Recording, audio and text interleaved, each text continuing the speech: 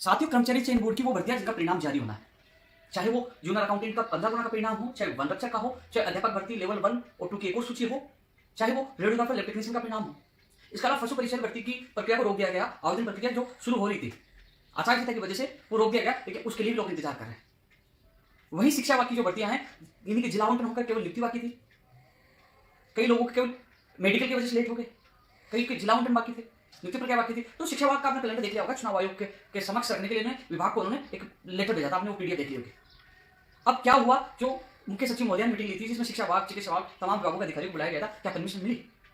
कर्मचारी चयन बोर्ड इन भर्तियों का परिणाम क्यों नहीं जारी कर पा रहा है? लगातार आपके जहन में ये सवाल उठे और आपके सवालों के जवाब के लिए मैं कर्मचारी चयन बोर्ड अध्यक्ष से मुलाकात करके आया और कर्मचारी चयन बोर्ड अध्यक्ष ने सकारात्मक जवाब देते हुए कहा कि हम जब पहुंचे मुलाकात की तो उन्होंने चारों लेटर दिखाए कि ये लेटर देख लीजिए, जूनियर अकाउंटेंट का 15 गुना के परिणाम के संबंध में ये लेटर है, हमारी तरफ से काम पूरा है, परिणाम जारी करना है, लेकिन चुनाव आयोग से परमिशन लेना चाह रहे हैं।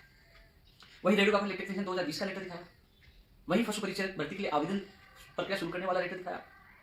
वन रक्षक का वो लेटर दिखाया, और जो अध्यापक भर्ती लेवल 1 और 2 की भी सूची जारी करने के संबंध में बताया कि जैसे परमिशन मिलेगी, मान लो 1-2 भर्ती परमिशन मिलेगी तो कहीं और भर्तियों की भी हम कार्य कर सकेंगे। जो और भी जो लोग मांग कर रहे हैं भर्तियां, जैसे प्रयोगशाला सहायक की वेटिंग सूची की मांग कर रहे हैं और भी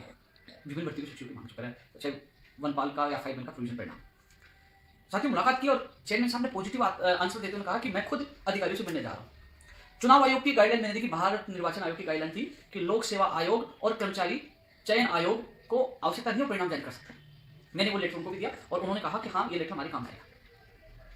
और आज उनसे पुनः मेरी बात हुई है चेयरमैन साहब से पॉजिटिव, लेकिन चेयरमैन साहब ने कहा क्योंकि जो भारत निर्वाचन आयोग का जो गाइडलाइन थी उसमें लिखा था कर्मचारी चयन आयोग, लोक सेवा आयोग, बोले हमारा कर्मचारी चयन बोर्ड है, संवैधानिक संस्था नहीं है, इसलिए परिणाम जारी नहीं कर सकते, इसलिए हमें परमिशन लेनी पड़ेगी। और डीओपी सेक्रेटरी को उन्होंने लिखित में पूरी स्थिति जो भर्तियां जो मैंने बताई उनके लिए लेटर भेजा है और डीओपी सेक्रेटरी मुख्य सचिव की अध्यक्षता वाली मीटिंग में उस परमिशन के लिए उन मामलों को रखा जाएगा और फिर चुनाव आयोग से परमिशन की प्रक्रिया पूरी करवाई जाएगी। क्योंकि अब मुझे पता चला कि केवल आरपीएससी संवैधानिक संस्था है, कर्मचारी चयन बोर्ड संवैधानिक संस्था नहीं है, केवल ये बोर्ड है, आयोग नहीं है, ये अधिकारियों ने बताया।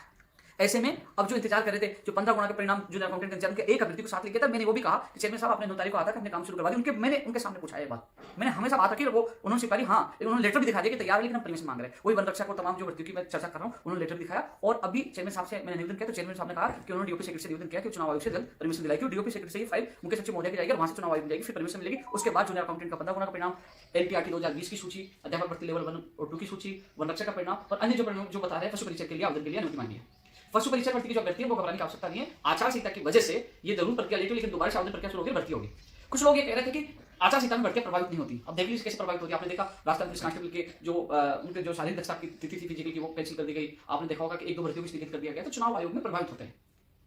वहां से परमिशन आने के बाद ही आपकी प्रक्रिया पूर्ण हो पाएगी। तो मैं प्रयास शिक्षा विभाग की हो चाहे वो चिकित्सा विभाग की भर्तियां, चिकित्सा विभाग की भर्तियों को लेकर भी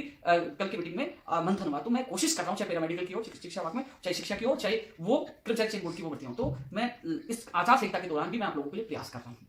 हालांकि आपको पता है कि दिसंबर में प्रक्रिया शुरू हो जाएगी, लेकिन मेरे से जितना प्रयास हुआ मैं अभी भी कर रहा हूं और ये वीडियो इसलिए डाल रहा हूं, लोगों को कॉल मैसेज आ रहे हैं, तो मैं आप लोगों को वास्तविक स्थिति से अवगत कर रहा हूं। चेयरमैन साहब से थोड़ी देर पहले बात हुई थी तो उन्होंने कहा कि वो संवैधानिक संस्था नहीं है, चुनाव आयोग से परमिशन लेनी पड़ेगी, क्योंकि आयोग कर्मचारी चयन आयोग संवैधानिक संस्था होती है, कर्मचारी चयन बोर्ड संवैधानिक संस्था नहीं है, आरपीएससी संवैधानिक संस्था है। ये अधिकारियों से आज मुझे बात करने के बाद पता चला, तो ऐसे में वो परमिशन की प्रक्रिया शुरू कर दिया, डीओपी से जाएगी, मुख्य सचिव साहब की अध्यक्षता मीटिंग होगी, फिर चुनाव आयोग में, फिर परमिशन के बाद ये परिणाम जारी होगी। जो जूनियर अकाउंटेंट के बार-बार फोन कर रहे थे, आपका साथी गए थे, पूरा परिणाम तैयार है, परमिशन का इंतजार है। अब आप पूछोगे परमिशन कब मिलेगी, वो मुख्य सचिव अध्यक्षता की मीटिंग होगी, फिर चुनाव आयोग जाएगी, दिल्ली तक जाएगी, इसमें कितना समय लगता है वो आप सबको इंतजार करना पड़ेगा। तो जितना प्रयास मुझसे हो रहा है, मैं भी इस चुनाव आचार संहिता के दौरान खुद चेयरमैन से मिला हूं, आज बात की है, वही शिक्षा विभाग में सचिव से मिला हूं, मुख्य सचिव से मिला हूं, फिर भी मैं प्रयास कर रहा हूं शिक्षा हो, चिकित्सा हो, चयन बोर्ड और आरपीसी के अधिकारी से भी फर्स्ट ग्रेड हिंदी का और होम साइंस का और सेकंड ग्रेड का परिणाम, सेकंड ग्रेड पीटीआई का, संस्कृत शिक्षा विभाग सेकंड ग्रेड में, उन परिणामों के लिए भी मैंने निवेदन किया कि जल्द से जल्द उनका परिणाम जारी हो। जितनी मदद मुझसे हो रही है अभी भी मैं चुनाव आचार संहिता के दौरान आप लोगों को पूरी मदद कर पा रहा हूं। धन्यवाद, फिर आप लोगों से एक और वीडियो में मुलाकात होगी।